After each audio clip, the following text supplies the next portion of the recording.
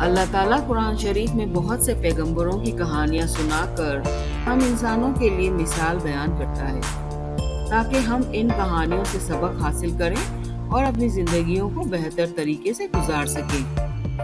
آج کی کہانی ہمارے پہلے پیغمبر حضرت آدم علیہ السلام پر مبنی ہے۔ جب اللہ تعالیٰ نے ایک نئی مخلوق پیدا کرنے کا ارادہ کیا تو اپنے فرشتوں سے فرمایا، اور جب تیرے رب نے فرشتوں سے کہا کہ میں زمین میں خلیفہ بنانے والا ہوں، تو انہوں نے کہا، ایسے شخص کو کیوں پیدا کرتا ہے جو زمین میں فساد کرے اور خون بہائے؟ اور ہم تیری تسبیح اور حمد و پاکیزگی بیان کرنے والے ہیں۔ اللہ تعالیٰ نے فرمایا، جو میں جانتا ہوں تم نہیں جانتے۔ سورہ بقرہ آیت نمبر 30۔ پھر اللہ تعالیٰ نے فرشتوں سے کہا کہ وہ زمین سے مٹی لے آئیں۔ جب فرشتے مٹی لینے زمین آئے تو مٹی نے ان کے ساتھ چلنے سے انکار کر دیا اور زور زور سے رونے لگی، کہنے لگی، مجھ سے پیدا ہونے والی مخلوق اگر نافرمان ہوئی تو میں دوزخ میں ڈال دی جاؤں گی، جس سے مجھے بہت تکلیف ہوگی۔ پھر فرشتے واپس اللہ کے پاس چلے گئے اور سارا ماجرا بیان کیا۔ اللہ تعالیٰ نے اور دوسرے فرشتے بھجوائے تو بھی مٹی ساتھ نہ آئی۔ پھر فرشتوں نے بتایا کہ تمہاری مٹی سے نیک ایماندار انسان بھی پیدا ہوں گے، اللہ کے پیغمبر بھی پیدا ہوں گے جو جنت میں جائیں گے، جس پر مٹی چلنے پر راضی ہو گئی۔ مختلف اورل ٹریڈیشن میں یہ بھی کہا جاتا ہے کہ آخر میں اللہ تعالیٰ نے موت کے فرشتے کو یعنی ملک الموت، اینجل آف ڈیتھ کو بھیجا تاکہ وہ مٹی کی روح قبض کرے اور اسے ساتھ لے آئے۔ اسی وجہ سے کہا جاتا ہے کہ جب بھی انسان اپنے آخری وقت، آخری انجام کو پہنچتا ہے تو ملک الموت یا موت کا فرشتہ اس کی روح قبض کر کے اسے لے جاتا ہے۔ بہرحال اللہ تعالیٰ نے فرشتوں سے مٹی لانے کے لیے کہا اور فرشتوں نے زمین کے مختلف حصوں سے الگ الگ طرح کی مٹی جمع کی اور اللہ کے حضور میں پہنچے۔ پھر اس مٹی کو پانی سے گوندا گیا اور اس سے ایک انسان کا پتلا بنایا گیا۔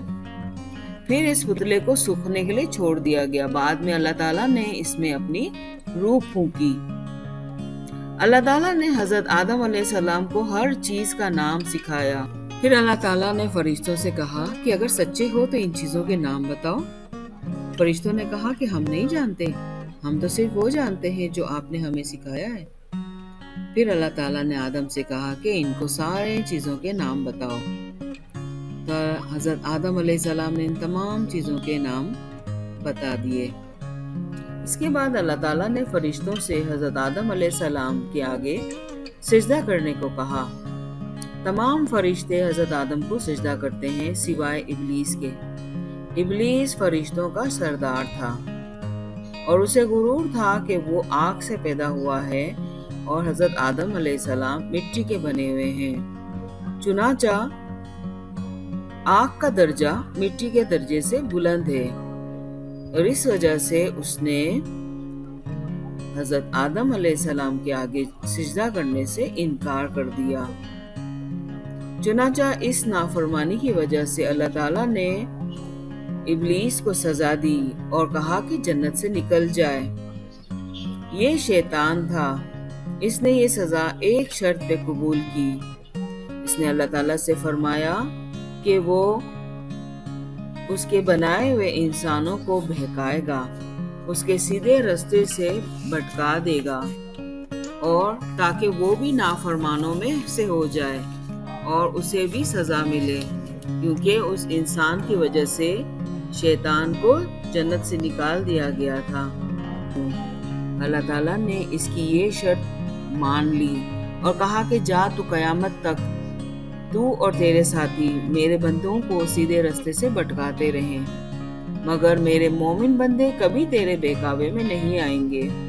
اس طرح شیطان جنت سے نکال دیا گیا، مگر اس نے کبھی آدم کو بہکانے کا موقع ضائع نہیں کیا۔ حضرت آدم علیہ السلام جنت میں اپنے آپ کو اکیلا محسوس کرتے تھے اور کافی بور ہونے لگے، تو اللہ تعالیٰ نے ایک رات ان کی پسلی سے بی بی ہوا کو پیدا کیا۔ جب صبح حضرت آدم سو کے اٹھے تو ان کے برابر میں بڑی خوبصورت سی بیوی بیٹھی ہوئی تھی۔ اللہ تعالیٰ نے پھر ان دونوں کو حکم دیا کہ جہاں بھی رہنا چاہتے ہیں رہیں، جو کھانا چاہتے ہیں کھائیں، مگر ایک درخت کے قریب کبھی مت جائیں اور اس کا پھل بھی کبھی نہیں کھائیں۔ مگر شیطان جو ان کا کھلا دشمن تھا، اس نے ان دونوں کو بہکایا۔ ان کے خیالوں میں یہ وسوسے ڈالنے لگا کہ اللہ تعالیٰ نے تمہیں اس درخت سے پھل کھانے سے اس لیے منع کیا ہے کیونکہ وہ نہیں چاہتا کہ تم فرشتے جیسے بن جاؤ اور ہمیشہ زندہ رہو۔ آخرکار حضرت آدم اور بی بی ہوا شیطان کے بہکاوے میں آ گئے اور حضرت بی بی ہوا نے وہ پھل کھایا اور حضرت آدم کو بھی کھلایا، جس کے بعد دونوں کی شرمگاہیں ظاہر ہو گئیں اور وہ اپنا جسم چھپانے لگے۔ جنت کے درختوں کے پتے توڑ توڑ کر اپنے جسم پر لگانے لگے تاکہ ان کی شرمگاہیں چھپ جائیں۔ یہ دونوں اپنے کیے پر بہت شرمندہ ہوئے، مگر اللہ تعالیٰ نے انہیں سزا سنائی اور جنت سے نکل جانے کو کہا۔ یہ دونوں بہت روئے، گڑ گڑائے، معافی مانگی، مگر خدا نے انہیں معاف نہیں کیا، لیکن توبہ کرنے کے لیے ایک تسبیح ضرور عنایت کی، جسے پڑھ کر دونوں نے اللہ سے بخشش طلب کی۔ اس دنیا میں حضرت آدم علیہ السلام اور بی بی ہوا الگ الگ مقامات پر اتارے گئے۔ تقریباً 40 سال تک دونوں ایک دوسرے کو تلاش کرتے رہے۔ آخرکار ان کی ملاقات مکہ مکرمہ کے میدان عرفات میں ہوئی۔ اب یہ دونوں ایک ساتھ زندگی گزارنے لگے اور ان کے بہت سے بچے پیدا ہوئے اور ساری دنیا میں آباد ہو گئے۔